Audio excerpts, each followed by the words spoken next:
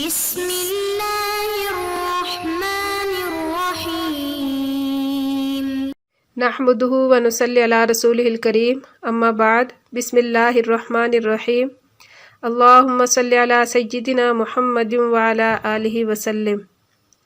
سبق کی ابتدا کرتے ہیں۔ حدیث مبارک ہے ان مما یلحق المؤمن من عملہ وحسناتہ بعد موتہ علما علمہ ونشرہ وولدا صالحا ترکہ او مصحفا ورثہ او مسجدا بناہ او بیتا لابن السبیل بناہ او نہرا اجراہ او صدقۃ اخرجہا من مالہ فی صحتہ وحیاتہ تلحقہ من بعد موتہ۔ مشکل الفاظ کے معنی۔ یلحق لاحق باب سامیہ سے ملنا، لاحق ہونا۔ حسناتہ نیکی۔ نشرہ ناشرہ باب زاربہ سے اور باب ناصرہ سے ہے کھولنا، پھیلانا۔ مصحفن بمعنی قرآن مجید، جمع مصاحف ہے۔ ورثہ وارث بنانا۔ بناہ تعمیر کرنا، مکان بنانا۔ نہرن بمعنی ندی، جمع انہار۔ حدیث مبارک کا ترجمہ۔ بلا شبہ ایک مومن کو اس کی موت کے بعد اس کے عمل اور نیکیوں سے جو چیز ملے گی، ایسا علم جس کو اس نے لوگوں کو سکھایا اور پھیلایا۔ دوسرا نیک اولاد جس کو اپنے بعد چھوڑا۔ تیسرا قرآن جو وارثوں کے لیے چھوڑا ہو۔ چوتھا مسجد جو اس نے بنائی ہو۔ پانچواں مسافر خانہ جس کو اس نے مسافروں کے لیے تعمیر کروایا ہو۔ چھٹا نہر جسے اس نے کھدوایا ہو۔ ساتواں وہ صدقہ جو اس نے اپنی تندرستی اور زندگی میں اپنے مال سے نکالا ہو۔ ان سب کا ثواب اس کو مرنے کے بعد بھی پہنچے گا۔ حدیث مبارک کی تشریح۔ حدیث مبارک میں 7 ایسی چیزوں کی نشاندہی فرمائی ہے جو مرنے کے بعد درجات کی بلندی کا ذریعہ بنتی ہیں۔ اس حدیث مبارک کا ہر لفظ دعوت دے رہا ہے کہ جو حدیث مبارک میں 7 کاموں کی ترغیب دی جا رہی ہے، یہ ہمیں زیادہ سے زیادہ کرنے چاہیے تاکہ مرنے کے بعد ہمیں محرومی نہ رہے اور ہمیں اس بات کا انتظار نہ رہے کہ کوئی ہمیں ثواب پہنچائے۔ پہلی چیز جس کا فائدہ انسان کو مرنے کے بعد پہنچتا ہے وہ علم ہے، جس کو اس نے لوگوں میں پھیلایا ہو۔ اسی علم کا نام دوسری حدیث میں علم نافع رکھا گیا ہے، جس کے ذریعے سے دوسروں کو بھی فائدہ پہنچے۔ علم نافع ایسا علم ہے جس سے انسان کا دل منور ہو جاتا ہے اور دل سے وہ پردہ اٹھ جاتا ہے جس سے چیزوں کے حقائق اور معرفت و فہم کے لیے جو معنی ہوتا ہے۔ آپ صلی اللہ علیہ وسلم سے دعا منقول ہے، اللہم انی اسألک علما نافعا۔ تو اللہ تعالیٰ ہم سب کو علم نافع عطا فرمائے۔ اور دوسری چیز جو ہے نیک اولاد ہے۔ نیک اولاد کی قید اس لیے لگائی، اس بات کی طرف اشارہ ہے کہ والدین کے ذمے ہے کہ اولاد کو نیک بنائیں، ان کی تربیت ایسے طریقے سے کریں کہ وہ نیک بنے۔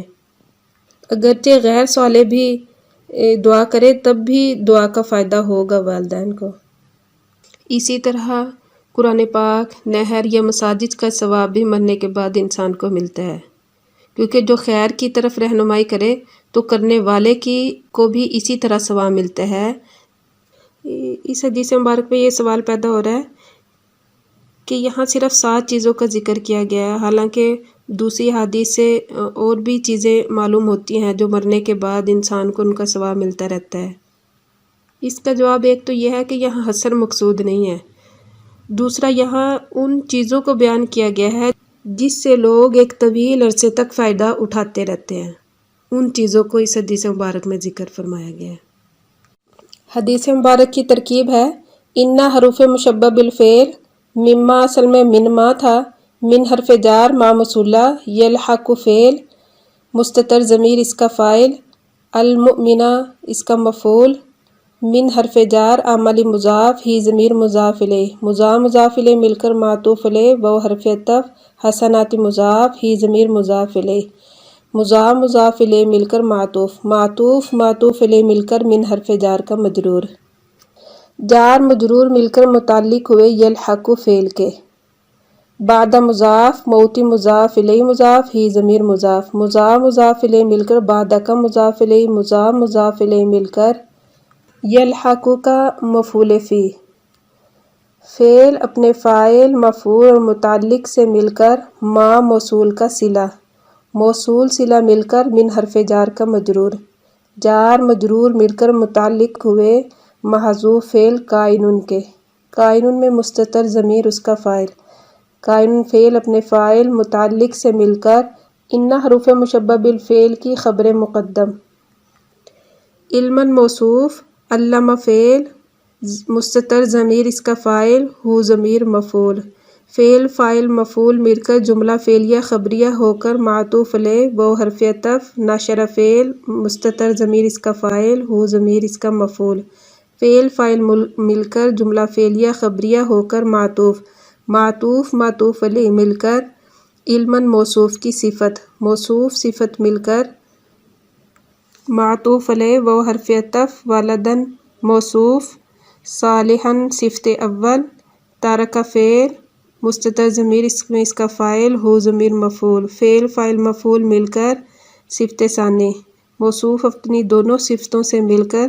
معطوف علیہ مل کر معطوف اول او حرف عطف مصحفاً موصوف ورث فعل مستتر ضمیر اس کا فاعل ہو ضمیر مفعول فعل فاعل مفعول مل کر صفت موصوف صفت مل کر معطوف ثانی او حرف عطف مسجداً موصوف بنا فعل مستتر ضمیر اس کا فاعل ہو ضمیر مفعول فعل فاعل مفعول مل کر جملہ فعلیہ خبریہ ہو کر موصوف کی صفت موصوف صفت مل کر معطوف ثالث او حرف عطف بیتاً موصوف لام حرف جار ابنی مضاف سبیلی مضاف الیہ مل کر لام حرف جار کا مجرور جار مجرور مل کر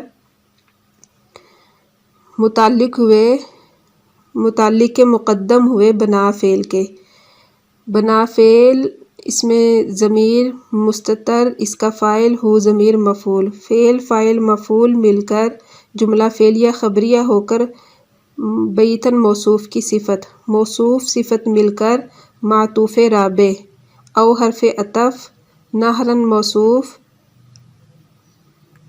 اجرا فعل مستتر ضمیر اس کا فاعل ہو ضمیر اس کا مفعول فعل فاعل مفعول مل کر جملہ فعلیہ خبریہ ہو کر نہراً موصوف کی صفت موصوف صفت مل کر معطوف خامس او حرف عطف صادقتاً موصوف اخرج فعل مستتر ضمیر اس کا فاعل ہا ضمیر مفعول من حرف جار مالی مضاف ہی ضمیر مضاف الیہ مل کر من حرف جار کا مجرور جار مجرور مل کر مقدم اول ہوئے اخرج فعل کے متعلق اول ہوئے اخرج فعل کے فی حرف جار صحت مضاف ہی ضمیر مضاف الیہ مل کر معطوف و حرف عطف حیات مضاف ہی ضمیر مضاف الیہ مل کر معطوف الیہ مل کر فی حرف جار کا مجرور جار مجرور مل کر متعلق کے ثانی ہوئے اخرج فعل کے فعل اپنے فاعل مفعول اور دونوں متعلقوں سے مل کر صادقتاً موصوف کی صفت موصوف صفت مل کر معطوف سادس معطوف اپنے تمام معطوفات سے مل کر ان حروف مشبہ بالفعل کے اسم مؤخر ان حروف مشبہ بالفعل اپنی خبر مقدم اور اسم مؤخر سے مل کر جملہ فعلیہ خبریہ ہوا تلحق فعل مستتر ضمیر اس کا فاعل ہو ضمیر مفعول من حرف جار بعد مضاف موتی مضاف الیہ مضاف ہی ضمیر مضاف الیہ مل کر بعد کا مضاف الیہ مل کر من حرف جار کا مجرور جار مجرور مل کر متعلق ہوئے تلحق فعل کے تلحق فعل اپنے فاعل اور متعلق سے مل کر جملہ فعلیہ خبریہ ہوا۔ حدیث مبارک ہے ان اللہ لا یؤید ھذا الدین بالرجل الفاجر، مشکل فاظ کے معنی لا یؤید، ایدہ قوی کرنا، ثابت کرنا۔ حدیث مبارک کا ترجمہ، بے شک اللہ تعالیٰ اس دین کی مدد فاسق شخص کے ذریعے بھی کرتے ہیں۔ حدیث مبارک کی تشریح۔ حدیث مبارک میں فرمایا گیا ہے کہ اللہ تعالیٰ دین کا کام فاسق اور فاجر سے بھی لے لیتے ہیں۔ اب سوال یہ پیدا ہوتا ہے کہ فاسق فاجر سے کون شخص مراد ہے؟ تو اس بارے میں محدثین کے مختلف اقوال ہیں۔ نمبر 1، وہ شخص جو نام و نمود کے لیے نیک کام کرتا ہو۔ دوسرا، وہ شخص جو منافق ہے۔ تیسرا، وہ جو اچھے کام کے ساتھ ساتھ برے کام بھی کرتا ہے۔